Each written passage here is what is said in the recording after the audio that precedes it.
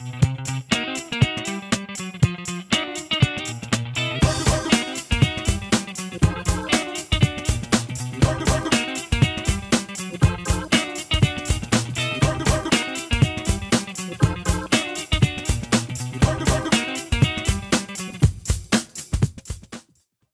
good morning. How's everybody doing?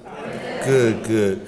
So I am going to dive right in because I want to make sure that I stay on point as it pertains to time. But when Annie called me and talked about exploring this subject of empathy, I immediately responded because it's something that I think that in many ways, my life experiences have helped me to be in touch with my empathetic side in ways that perhaps other people haven't. I have a hair growth disorder. It's called alopecia, and so my antibodies think my hair cells are germ cells, and they kill them. It doesn't impact me in any other way. It doesn't cause pain. It's not an illness in a traditional sense. But I grew up at a time when the afros, which have come back, but I'm talking about Michael Jackson era afros were popular. Jerry curls were popular. And in 1979, Michael Jordan had not arrived on the scene, so to have a bald head at 12 years old was not a thing that other 12-year-olds were used to seeing. And so oftentimes I was teased, and that carried on into high school. And I even remember the route that I took to high school. Oftentimes, some of the school buses that would pass by that route, the students would throw rocks at me. I oftentimes got into fights or had to run so that I would not have to fight. And I remember thinking at that point in my life that I never wanted anybody else to ever feel like that.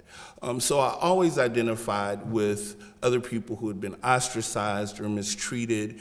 And I don't say that to evoke sympathy, which is in many ways different from empathy, but I do think that that experience in many ways became a gift because it opened me up in ways to be more receptive to other people and people who came from different backgrounds and different experiences. The other thing that I remember was an interpersonal communication class that I took in 8th grade.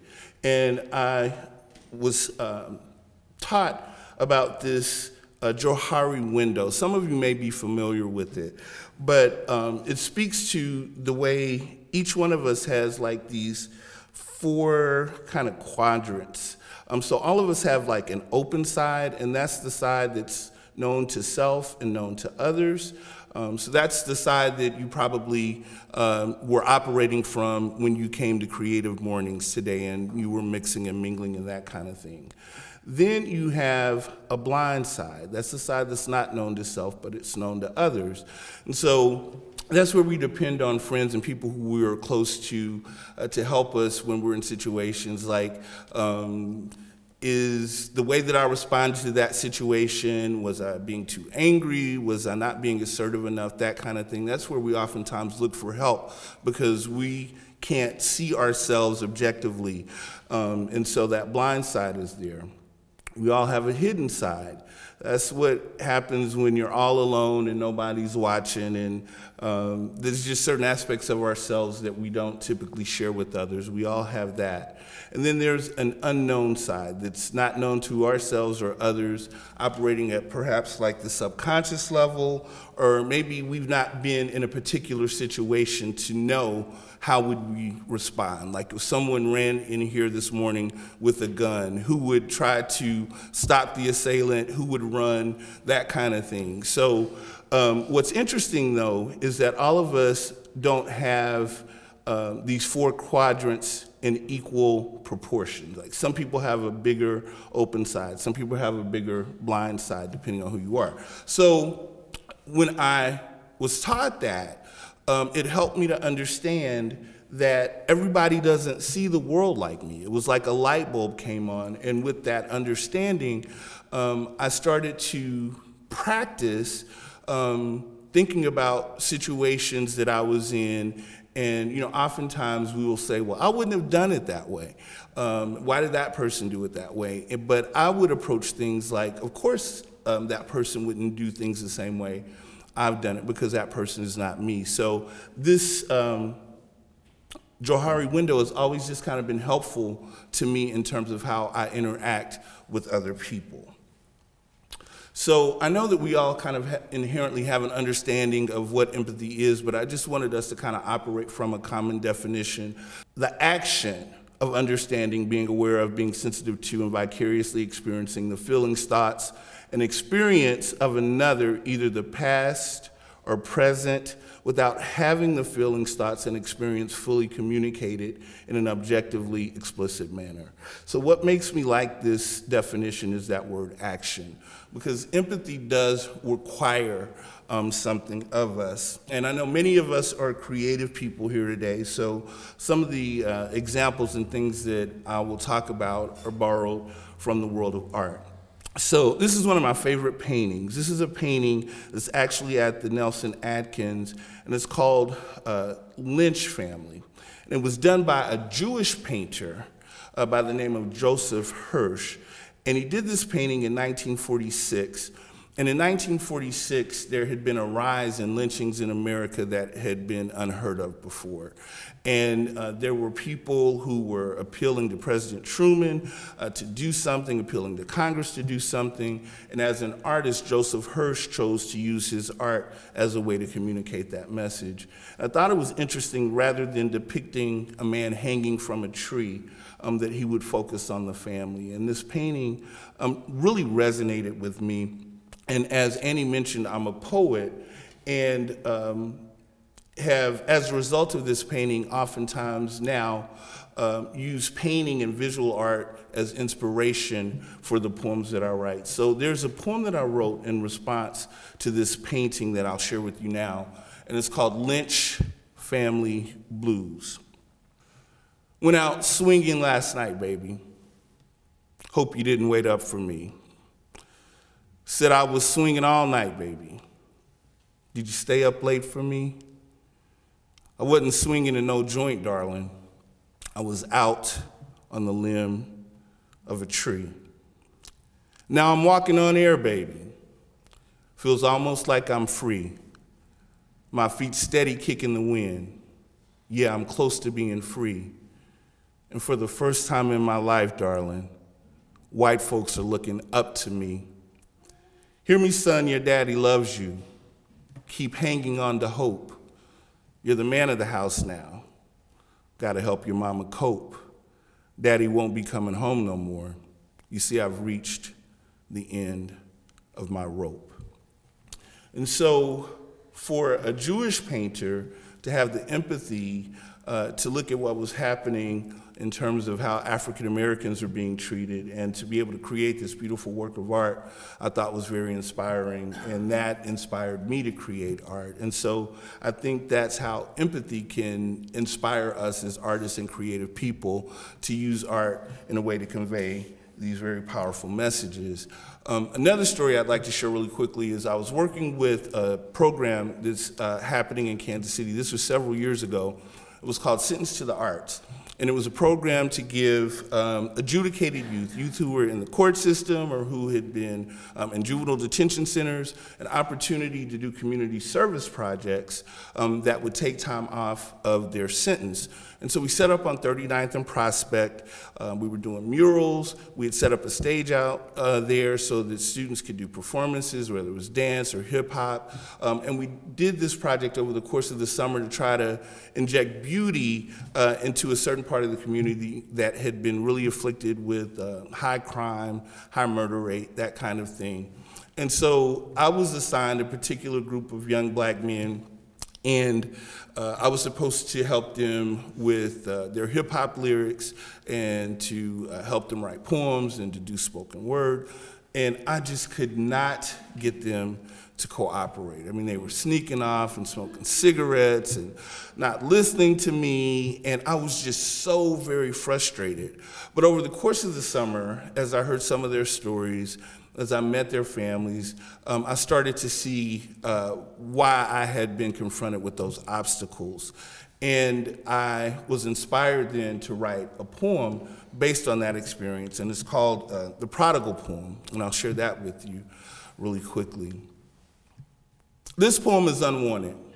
This poem is illegitimate. This poem was an accident. I didn't mean to write it. Yes, I let my pen touch the pad, but I was just scribbling, just doodling, just playing around with it like so many other poets before me. See, I thought the paper was on the pill, so I didn't use any protection. No correction tape, no whiteout, no eraser. I wanted to have it aborted, but by the time I'd saved up enough loot, it had already reached its third stanza. The paper won't consent to an ink test, so I'm not claiming it. However, I see it hanging out in the hood sometimes. This poem lets its word sag so you can see it's behind. This poem wasn't raised right, it can barely even rhyme. This poem hangs out with weed papers and it drinks too much wine. This poem will be dead before it reaches its 21st line. Crumpled up in some wastebasket next to a suicide letter, or tragically executed by a heartless paper shredder. At the very least, it will end up locked behind the bars of some legal pad, and it'll be too late then to blame it on dad, whoever that may be. No, this poem won't end happily. It's already lost touch with reality. Heavily influenced by BET, it's caught up in some warped hip-hop fantasy. It denies the genre to which it belongs. This poem thinks that it's a rap song. P to the Izzo, E to the ism, that's the anthem, get all your hands up. This poem will never be published, revised, or anthologized. This poem will never reside on a library shelf because this poem is illiterate. It can't even read itself. This poem could never be a real love poem. It's too busy trying to be a Mac Daddy poem, but countless careless encounters have made it a that's just my baby's daddy poem. And it has left fatherless verses in journals and notebooks all over town. With each passing line, it sinks further down. Now, Job, Psalms, Proverbs, and not just these, but Ecclesiastes and Song of Solomon yearned for this poem to follow them. These prophetic poems that foretold of the coming Messiah and the glory of the New Jerusalem reached out to this poem, prayed for this poem, loved this poem. But some poems just don't want to be saved. They just crash and burn at the bottom of the page. And so, after writing that poem, I would love to say that these young men straightened up and flew right and everything turned out perfectly, but it didn't. I continued to struggle through the course of that summer. But after having written that poem, the subsequent work that I did with other young men that I came into contact with who were in similar situations responded to that.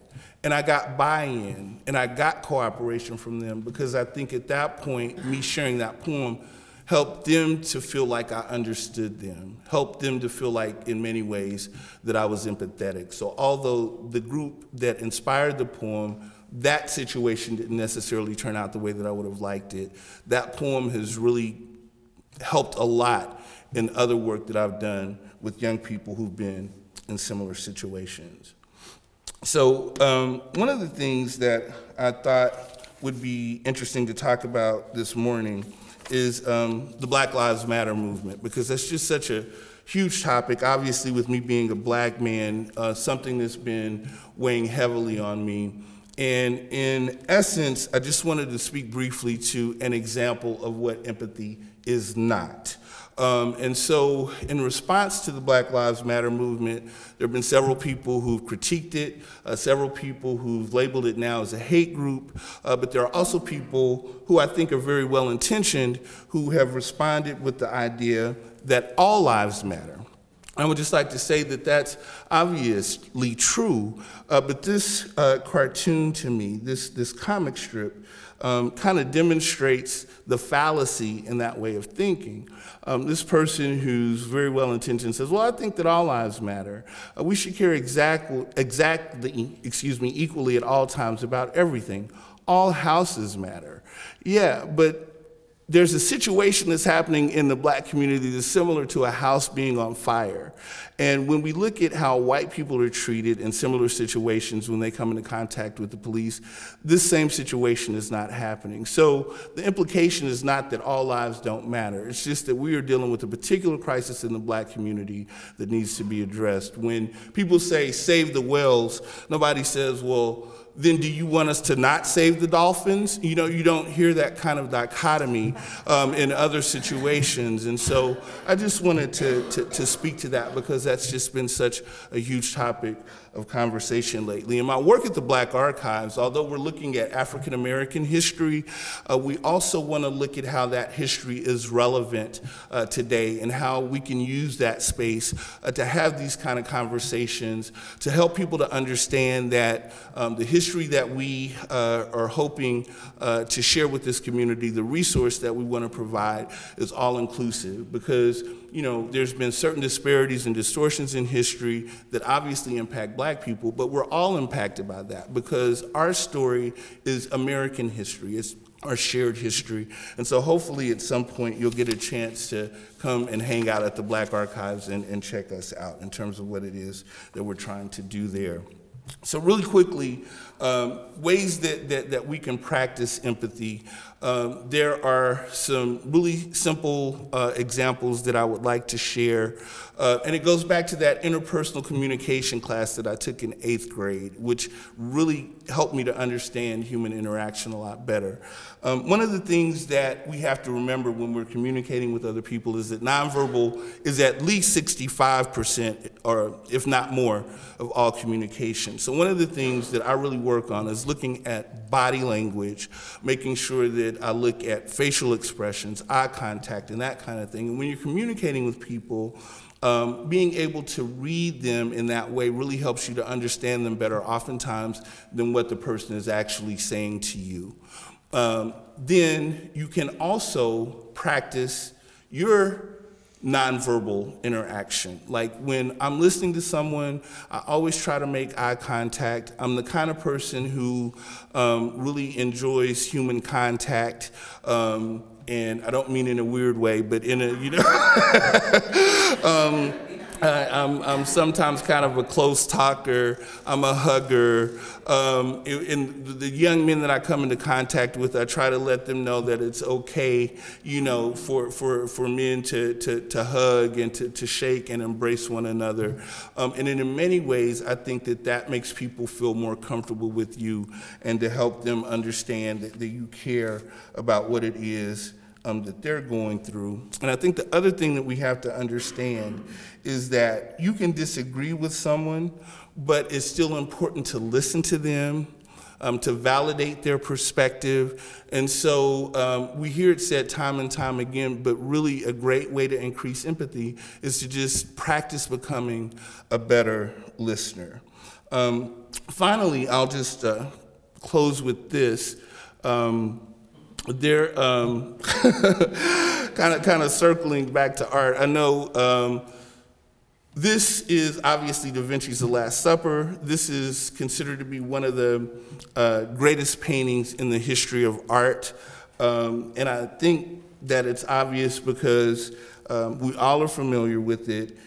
It's great composition. The perspective of the painting in terms of where Christ's head is placed and the depth perception and all of those wonderful things that artists do make it a great piece of art. But the other thing I think that makes it a great piece of art is its subject. And its subject, of course, is Jesus Christ. And I know you all did not plan on going to church this morning, and I'm not necessarily trying to take you there, but I think oftentimes we divorce who we are spiritually from who we are publicly.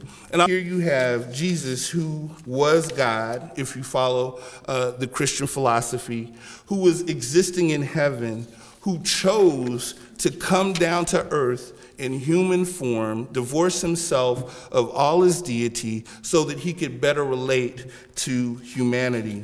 And so the Bible then instructs us, you must have the same attitude attitude that Christ Jesus had.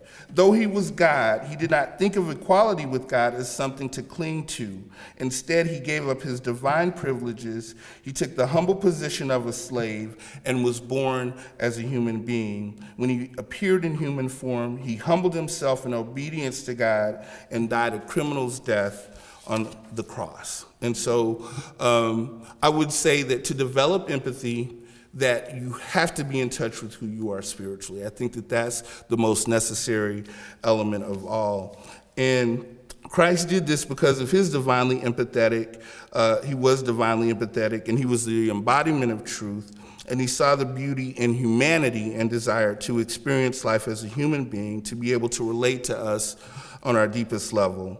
In art, we also struggle to convey truth and beauty, and when we seek that which is beautiful in others, I think that's what empathy is all about. So thank you so much for listening.